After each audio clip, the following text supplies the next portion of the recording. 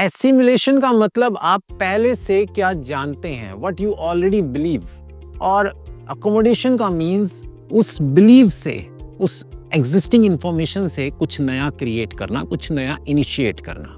तो आइए नजर डालते हैं डेविड कॉल्ब की अगली आइडियाज की जोड़ी पर, जो कि इस बारे में नहीं है कि एक बच्चा या एक व्यक्ति बाहर से इंफॉर्मेशन कैसे ले रहा है। जैसा कि हमने एसिमिलेशन और अकोमोडेशन में देखा कि इंफॉर्मेशन हम ले कैसे रहे हैं। ये आइडिया इसके बारे में है जो अब मैं बात करने जा रहा हूं कि एक व्यक्ति अपने खुद के आइडियाज को कैसे जनरेट कर रहा है, कैसे अपने विचारों से कुछ डिसीजन ले रहा है।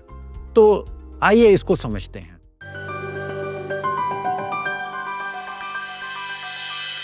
आपको जब बहुत सारे विचार आने लगे, तरह तरह के ओपिनियंस आपके माइंड में बनने लगे, उसको हम कहते हैं इमेजिनेशन, कल्पना करना। मैं इस जगह पर हूँ, यहाँ पर मेरे माइंड में बहुत सारे आइडियाज़ आ रहे हैं कि डेकोरेशन ऐसे की जा सकती है, ऐसे चीज़ों को और सुंदर तरीके से कराया जा सकता है, ये ट्रेनिंग्स इस तरह से और खूबसूरती से बनाई जा सकती हैं। तो ये तरह तरह के आइडियाज़ जब आपके माइंड में आते हैं तो इसको हम बोलते हैं डाइवर्ज या डाइवर्जेंस। जैसा कि आप कभी सड़क पे चल रहे हैं तो आपको आगे डाइवर्जेंस लगा मिलता है, आपको कह दिया जाता है कि कुछ लोग इधर से जाएं, कुछ लोग इधर से जाएं, ये रास्ता बंद किया गया है, तो वो होता है डाइवर्ज। तो इसी तरह से लर्निंग में भी डाइवर्ज का बड़ा इंपॉर्टेंस है। यानी आपके माइंड में बहुत सारी तरह तरह की इंफॉर्मेशन आ रही हैं और आप डाइवर्ज कर रहे हैं। आपको लग रहा है नहीं ये किया जा सकता है, अच्छा ये भी किया जा सकता है, अच्छा ऐसा भी किया जा सकता है, अच्छा हवा में उड़ा भी जा सकता है, अच्छा जमीन पे चलना तो ठीक है, हम पानी के अंदर भी चल सकते हैं, पानी के अंदर भी जा सकते हैं। तो ये डाइवर्जेंस है। और फिर उन डाइवर्जेंस के साथ आप ये भी देखने लगते हैं, अच्छा और कौन कौन से पक्षी हैं जो उड़ते हैं। आप एक बच्चे को सिखा रहे हैं, okay these are the land animals, these are the air, these are the animals that live in water, these are birds. So ये सब आप बच्चों को सिखा रहे हैं। So this is what divergence is. अब वहां से डाइवर्जेंस से जब हम एक डिसीजन मेकिंग तक पहुंचते हैं, okay when birds can fly, some fishes can also fly, why human can not, what if we have wings, can't we fly, ऐसे थॉट्स आने लगते हैं। तो डाइवर्जेंस यानी इमेजिनेशन, ये जो डाइवर्जेंस है ये कॉल्ब के एक्सपीरियंशियल लर्निंग साइकिल में सेकंड नंबर पर आता है। यानी सबसे ऊपर हमारा फीलिंग, कंक्रीट एक्सपीरियंस, और राइट साइड पे हमारा आता है ऑब्जर्वेशन यानी रिफ्लेक्टिव ऑब्जर्वेशन। कंक्रीट एक्सपीरियंस और रिफ्लेक्टिव ऑब्जर्वेशन के बीच में जो आता है दैट इज इमेजिनेशन, और उसी इमेजिनेशन वाले लर्निंग स्टाइल को हम डाइवर्ज बोलते हैं। अब ये डाइवर्जेंस भी अकेला अपने आप में कुछ बहुत ज्यादा इंपॉर्टेंट नहीं है, क्योंकि डाइवर्ज तब इंपॉर्टेंट हो जाता है जब उसके साथ कन्वर्जेंस आ जाए। अदरवाइज आप कल्पनाओं के संसार में ही रहेंगे, कल्पना ही करते रह जाएंगे। वो कल्पनाएं जब आपको एक डिसीजन तक पहुंचा दें तब लर्निंग कंप्लीट है। जैसे एसिमिलेशन से अगर आप एकोमोडेट अगर नहीं कर पा रहे, आप एसिमिलेट ही कर रहे हैं, उसी फाइल में ही सारा डेटा सेव करी जा रहे हैं, आप एनालाइज ही कर रहे हैं, सिर्फ बस एनालाइज ही कर रहे हैं, तो लर्निंग इनकम्प्लीट है।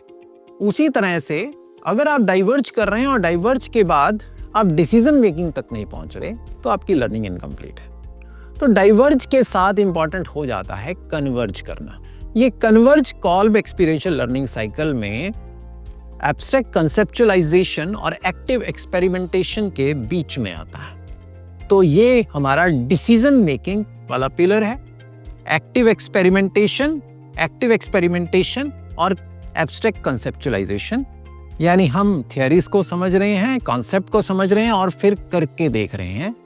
उन दोनों के बीच में जो आ रहा है दैट इज डिसीजन। हम एक डिसीजन ले रहे हैं कि मुझे ये करना है।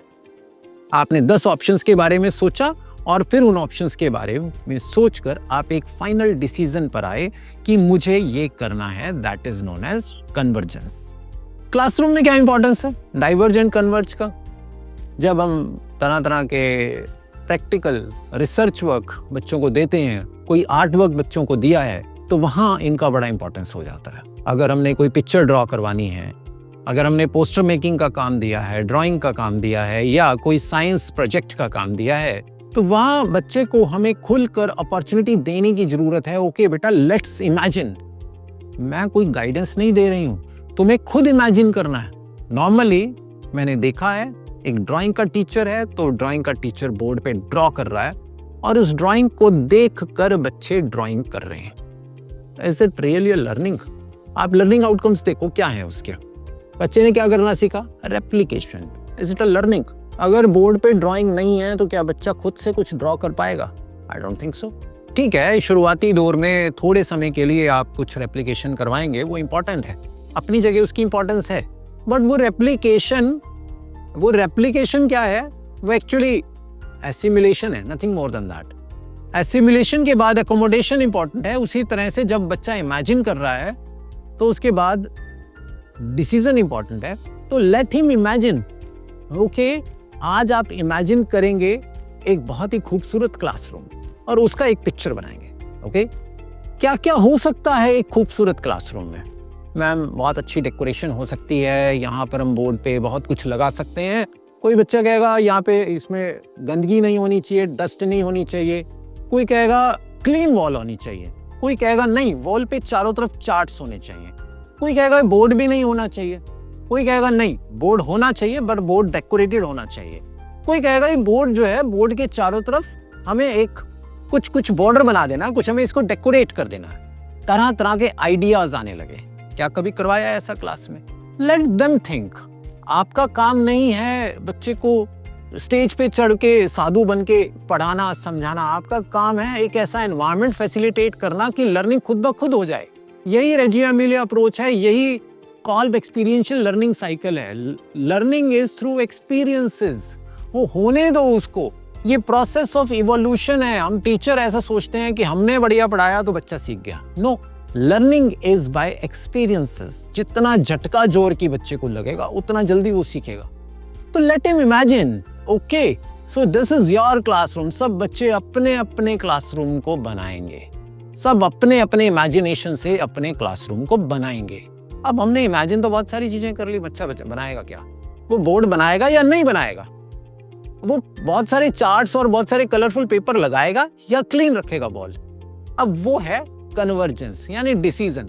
बहुत सारे आइडियाज में से किसी एक आइडिया को पकड़ लेना और उसको बनाना, that is what decision making is और कन्वर्जेंस इज। कन्वर्ज का मीनिंग, जब आप सड़क पे जा रहे हैं, बहुत सारे रास्ते थे, आपका फ्रेंड उस रास्ते से आ रहा है, आप इस रास्ते से आ रहे हैं और संगम हो गया दोनों रास्तों का और आप एक जगह आकर मिल गए। That is what convergence is. Divergence यानी अलग अलग रास्ते निकल जाना, कन्वर्जेंस यानी उन रास्तों को मिला देना। तो इस तरह से हमने पूरे एक्सपीरियंशियल लर्निंग साइकिल को समझा है। सो डाइवर्जेंस मीन्स बहुत सारे आइडियाज को अपने माइंड में लेके आना।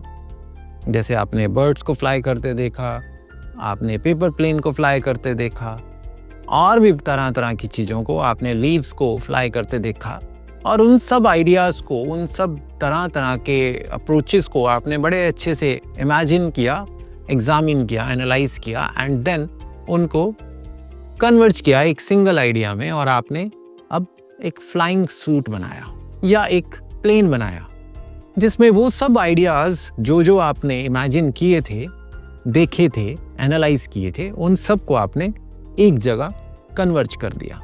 तो इस तरह से हमने कंप्लीट एक्सपीरियंशियल लर्निंग साइकिल के बारे में सीखा है लास्ट 5 to 6 वीडियोस में।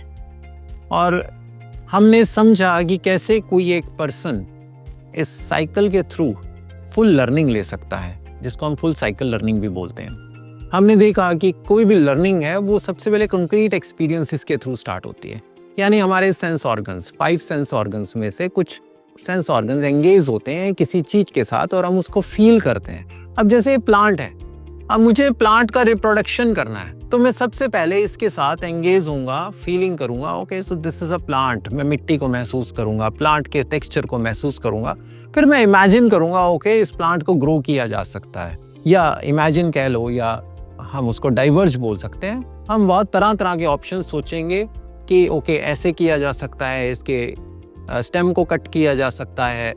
फिर हम इसके बारे में ऑब्जर्व करेंगे, देखेंगे कि और कहाँ कहाँ पर ये प्लांट्स उगे हुए हैं। कहाँ कहाँ लगे हुए हैं और कैसे लगे हैं, क्या पैटर्न है, किस तरह से इनका ग्रोथ हो रहा है, किस तरह से इनका रिप्रोडक्शन हो रहा है, किस तरह की मिट्टी चाहिए, कितना पानी चाहिए।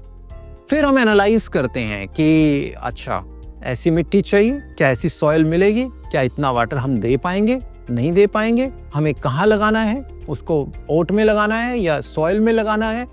फिर हम उसके बारे में थिंक करते हैं। थिंक का मतलब हम कुछ डेटाज लेते हैं, कुछ स्टैटिस्टिक्स लेते हैं, फिर हम एक डिसीजन पर पहुंचते हैं। Okay, so this is the way हम ऐसे इस प्लांट को लगा सकते हैं। फिर हम एक एक्टिव एक्सपेरिमेंटेशन करते हैं, हम करके देखते हैं, फिर हम इनिशिएट करते हैं, यानी हम उस काम को करना स्टार्ट कर देते हैं। फिर हमें कुछ कंक्रीट एक्सपीरियंस होता है जब हमने उनको कर लिया, बहुत सारे प्लांट्स लगा लिए, कौन से प्लांट सक्सेसफुल निकले, कौन से नहीं निकले, कितने लग गए, कितने नहीं लग गए। तो ये साइकिल समझना एक टीचर के लिए बड़ा इंपॉर्टेंट है। इनिशियली हमने 4 लर्निंग स्टाइल्स के बारे में बात करी थी, feeling, observation, thinking and experimentation. फिर हमने उसके अपोजिंग डायलेक्टिक्स के बारे में बात करी कि फीलिंग और थिंकिंग को मिलाकर क्या बनता है, वो हमारा ग्रैस्पिंग साइड है। और फिर हमने बात करी दूसरे अपोजिंग डायलेक्टिक्स के बारे में कि ऑब्जर्वेशन और एक्टिव एक्सपेरिमेंटेशन को मिलाकर क्या बनता है, वो हमारा ट्रांसफॉर्मिंग साइड है। फिर हमने डायगोनल डायलेक्टिक्स के बारे में बात करी, जिसमें एसिमुलेशन, अकोमोडेशन और डाइवर्जेंस एंड कन्वर्जेंस आ गए। और इन सब का अगर मिक्सचर है तो वो बैलेंस्ड लर्निंग स्टाइल है। हर बच्चा अलग अलग लर्निंग स्टाइल्स की तरफ इंक्लाइंड हो सकता है। जरूरी नहीं है कि एक बच्चा अगर थिंकिंग एबिलिटी का है तो उसमें फीलिंग भी उतना ही स्ट्रांग होगा, या एक फीलिंग एबिलिटी का है तो उसमें थिंकिंग भी इतना ही स्ट्रांग होगा। There are very high chances कि अलग अलग स्टूडेंट्स अलग अलग लर्निंग स्टाइल्स की तरफ इंक्लाइंड होते हैं। और हमें ये लर्निंग स्टाइल्स ये हेल्प करते हैं कि हमें समझना है अपने क्लासरूम में कि कौन बच्चा किस लर्निंग स्टाइल का है और किस बच्चे को हम कैसे पढ़ा सकते हैं, जिसको हम अक्सर इंटरेस्ट बेस्ड लर्निंग भी बोलते हैं कि इंटरेस्ट के बेसिस के हिसाब से बच्चों को पढ़ाना चाहिए। किसी बच्चे का प्रैक्टिकल में मन लगता है, किसी का थियरीज में ही मन लगता है, कोई सिर्फ फीलिंग एंड ऑब्जर्वेशन पर ही रहता है। सो सब बच्चों का अपना अलग अलग है, लेकिन हमें अपोजिंग डायलेक्टिक्स को कंप्लीट करवाने की कोशिश करनी चाहिए।